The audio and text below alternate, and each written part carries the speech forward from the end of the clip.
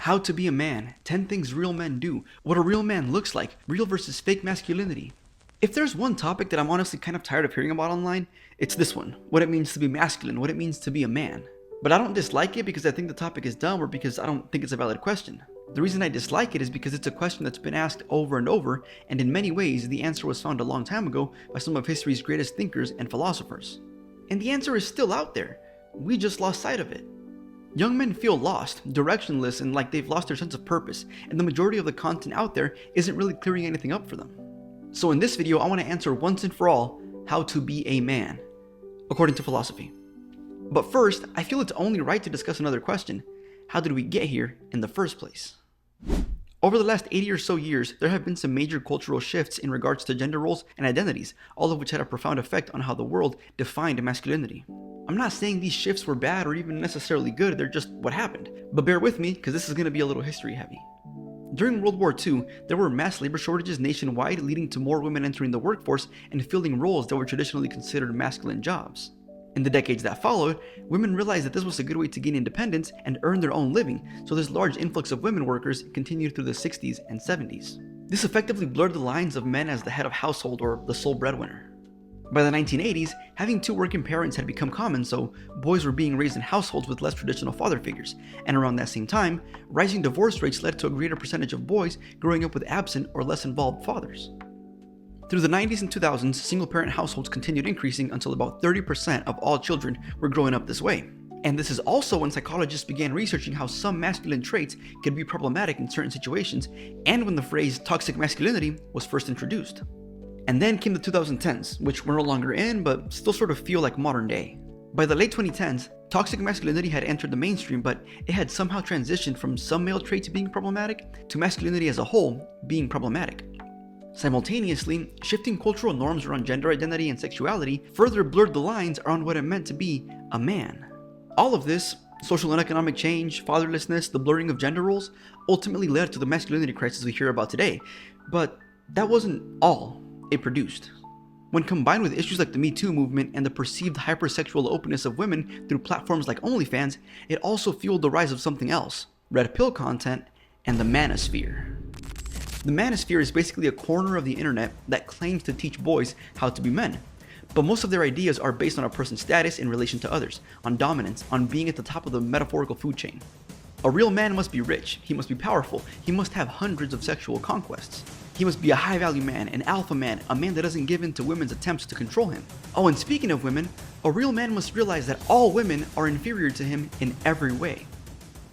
Okay, I'll stop there, I think you kind of get my point, but the reason why the Manosphere and red pill content are so popular is because they've kind of solved the recipe for virality. They sprinkle bits and pieces of truth into their controversial statements, making everything they're saying sound real. In fact, much of the rhetoric is rooted in actual philosophy. They love to quote the likes of Niccolo Machiavelli while distorting and twisting their words to fit their agenda, get young men to watch, and ultimately convince them to buy their course. But what did Machiavelli and other philosophers really say about being a man? Well, they said a lot, too much to fit into a single video, so I've broken it down into what I believe to be the three most important categories, starting with... You've heard of this one before, probably in relation to stoicism and probably from Marcus Aurelius. You have power over your mind, not outside events. Realize this and you will find strength. As men, we must focus on what we can control and let go of that which we can't. We must learn to master our innermost selves, our mind, our emotions, our egos, so that we can be effective leaders, effective members of society, and effective men. But Marcus Aurelius isn't the only person who talked about this. In fact, Stoicism wasn't even exclusive to Western philosophy. Chinese philosopher and writer Lao Tzu, who is widely considered the father of Taoism, once wrote, "Mastering yourself is true power." I said previously that red pill content preaches power. Well, this is how you get it, but not power over others, power over yourself. Of course, though, these ideas don't mean that you can't falter. Having an emotional reaction to something doesn't make you less of a man, it makes you human. What these ideas actually do is encourage continual self-improvement, always striving to be a better version of yourself, more in control of yourself, more confident of yourself, more at peace with yourself. That's what being a man really is. But it isn't the only thing. Being a man also means having Manhood and masculinity are about being true to who you are, about forging who you are based on your values and your interests, about sticking to those truths regardless of what society or social media try to tell you. Creators in the Manosphere are all about trying to tell young men how to act. They teach you the perfect morning routine, the right way to act around women, the masculine qualities you need to be a real man. But this isn't true masculinity at all. Being a man is about authenticity and freedom of choice, not about following the masses towards the latest trending self-proclaimed masculinity guru. In his book, Thus Spoke Zarathustra, Friedrich Nietzsche wrote, "Become who you are." He didn't write, "Become what others tell you to be." He wrote, "Become who you are." Fellow existentialist Jean-Paul Sartre also once said, "Man is nothing else but what he makes of himself." Being a man, therefore, is ultimately about creating yourself. It's not about letting others shape you or hammer into you a bunch of ideas and trendy practices that aren't really yours. It's about building out the person you will be through the lessons you learn and the things you care about. It's also about... Earlier in the video, I mentioned that the Manosphere likes to quote Machiavelli, and they do. One of his quotes I've seen on there a lot is, "It's better to be feared than loved," which is supposed to come from his book, The Prince, but it's actually a misquote. Machiavelli actually writes, "It is much safer to be feared than loved when one of the two must be lacking."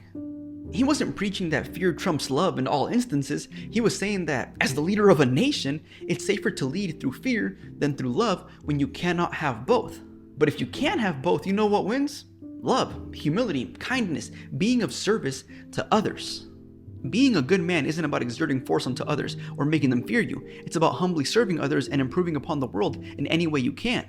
Confucius, easily one of the most famous Eastern philosophers ever, once wrote, "The noble man cultivates himself in order to bring peace to the world." Now, the first real man quality we talked about was mastery of the self, but why would you even want to do that? Well, to better equip yourself to make the world a better place, to be in a better position to help make others' lives easier. Masculinity, in my opinion, is defined by servitude, not by dominance as the red pill would have you believe, and our history demonstrates this. Men have always taken on this role not just for their own survival, but for the survival of others. Hunting, forging weapons, passing on knowledge. Yes, this all helped individuals, but ultimately it was about the betterment of their communities. That is what it means to be a man. Now, think about the three qualities I've just described for a minute. Self-mastery, authenticity, being of service to others. Notice how none of these have anything to do with self-interest. Notice how they don't degrade others or force you to put yourself above others.